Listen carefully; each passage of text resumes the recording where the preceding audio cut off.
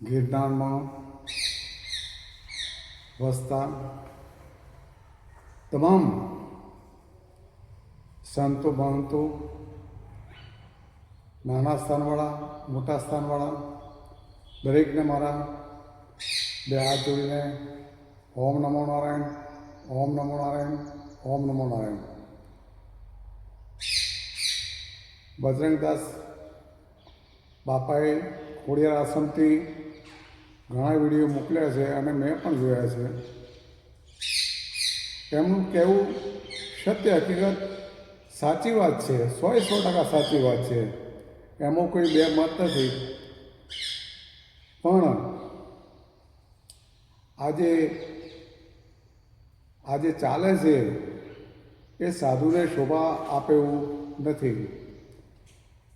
માન્ય કલેક્ટર સાહેબને પણ વિનંતી કરું છું, માન્ય એસડીએમ સાહેબ, ગોયલ સાહેબ, પ્રાંત અધિકારી સાહેબ, આપને પણ વિનંતી કરું, મામલતદારશ્રીને વિનંતી કરું, તમામ અધિકારીઓને વિનંતી કરું, આ મહંત પદનો ઓર્ડર જેમ બને જેમ ભવનાથ મંદિરનો, અંબાજી મંદિરનો જેમ બને જેમ જલ્દી ઓર્ડર કાઢવા આપ સાહેબને અમે વારે વારે વિનંતી કરીએ.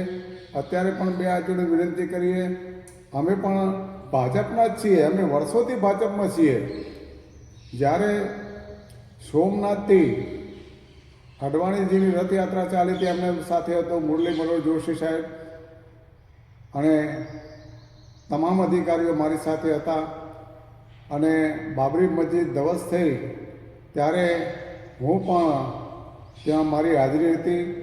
અમે પહેલાં આગ્રાની જેલમાં રહ્યા, પછી એના પછી અમારી ધરપકડ થઈ, અમે ફૈજાબાદમાં રહ્યા. 3 મહિના અમે જેલમાં ત્યાં રહીને આવ્યા છીએ. તો અમે પણ ભાજપના જ છીએ, ભાજપને સાથે અમે છીએ જ. પણ અવારનવાર આ કોંગ્રેસમાંથી આવીને ભાજપનું બદનામ કરવાનું જે ષડયંત્ર ચાલે છે એ ખરેખર અમને બહુ દુઃખ થાય છે અને આવું ન થવું જોઈએ. અને વાત રહી ઇન્દ્ર ભારતી બાપુની, હું તો ચોખ્ખી વાત કરું છું ને, હું ક્યાં ડરું છું ઇન્દ્ર ભારતી બાપુથી? હું તો કોઈથી ડરતો નથી. જેવી રીતે બજરંગદાસ બાપુ ડરતા નથી, એવી રીતે હું પણ કોઈથી ડરતો નથી. અને હું તો એક સાધુ છું, સંન્યાસી છું, નાગા સંન્યાસી છું, અને ડરવાની તો વાત જ નહીં રહી. જ્યારે આ ઇન્દ્ર ભારતી બાપુ અહીંયા આજે 2 આશ્રમ છે ભારતી બાપુના, વિશ્વંભર ભારતી બાપુ અને આ રુદ્રેશ્વર જાગીર. રુદ્રેશ્વર જાગીરમાં જે સંચાલન છે એ એસટીનની જે ફાઇલ ખુલી એના કરતાં પણ વધારે શોભાયમાન નથી. દીકરીઓ જોડે આવું વર્તન થતું હોય અને ગેટ બંધ રાખતા હોય, વીઆઈપીના આવડ થતી હોય, છોકરીઓ લાવતા હોય અને ચરસ, ગાંજો, અફીણ, હેરોઈન, કોકીન, આ તમામ ધંધા આ મહાત્માઓ કરતા હોય છે. એમનું આશ્રમ તો તમે જુઓ, કરોડો રૂપિયાનો આશ્રમ છે. અને એને રાજા ના રહેતા હોય તો રજવાડી ઠાઠ ભોગવે છે, કારણ કે બેડમાંનો ધંધો કરે છે, છોકરીઓનો ધંધો કરે છે. અને ભવનાથ માટે તો એને ખૂબ ખોટું કર્યું છે.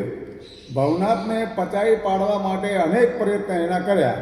અમારા ગુરુભાઈ રમેશગીરી બાપુ હતા, એમનું પણ મર્ડર કરવામાં એમનો હાથ છે. તો આ તો બધું ડેન્જર માણસો છે, ગુંડા તત્વો છે. અને એમને સરકારશ્રીને વિનંતી કરું, એમની સામે તમે કાયદેસરની કાર્યવાહી કરો અને જેલ ભેગા કરો અને સાધુમાંથી કપડાં ઉતારી નાખો એના. હવે હું વિશેષમાં કંઈ કહેવા માંગતો નથી, મારી વાણી વિરામ આપીશ. અને હું મહંત શ્રી ભવનાથના એક સભ્યશ્રી, ભવનાથના એક સદસ્યશ્રી, હું તો ગિરનાર ઉપર બિરાજમાન 33 કોટી દેવી દેવતાના અને મારા ગિરનારની અંદર બિરાજમાન સર્વે નાના સંતો, મોટા સંતો તમામને હું ચરણોની રજ છું. હું આપણે ઓમ નમો નારાયણ, ઓમ નમો નારાયણ, ઓમ નમો નારાયણ કહીને મારી વાણી વિરામ આપીશ. કલેક્ટર સાહેબને ફરી વિનંતી કરું, જેમ બને જેમ જલ્દી ઓર્ડર કાઢો અને આ બધું તંત્ર છે તો ખાડે ન જાય. આપ પણ બદનામ થવો છો, આપનો અધિકારી પણ બદનામ થાય છે, સરકાર પણ બદનામ થાય છે. તો જેમ મળે જેમ જલ્દી વોટર કાઢો અને હવે પછી આવા બનાવ ન બને એ આપને હાથ જોડીને વિનંતી કરું. જય ગિરનારી, જય ગિરનારી, જય ગિરનારી.